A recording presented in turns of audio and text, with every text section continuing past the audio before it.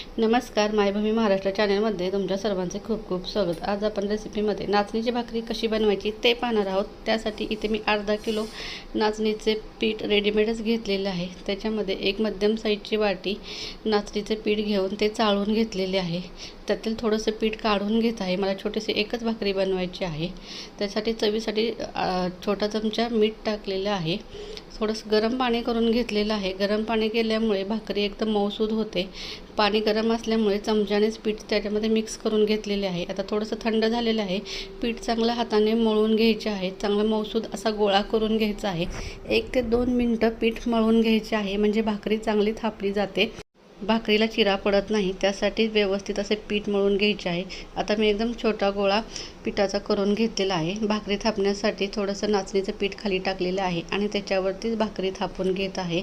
बघा, छोटीशी मध्यम साईजची पातळ अशी भाकरी थापून घेतलेली आहे।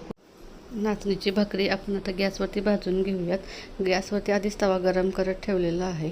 ज्या साईडनं आपण भाकरी टाकतो त्या साईडनं वरती थोडेसे पाणी लावायचे आहे, पीठ असल्यामुळे, आणि भाकरी दोन्ही साईडनं व्यवस्थित अशी भाजून घ्यायची आहे। तव्यावरती दोन्ही साईड भाकरीने मी भाजून घेत आहे। एक साईड छान व्यवस्थित भाजलेली आहे, दुसऱ्या साईडनं भाकरी पहा टाकलेली आहे। छानशी अशी भाकरी आपली फुगलेली आहे।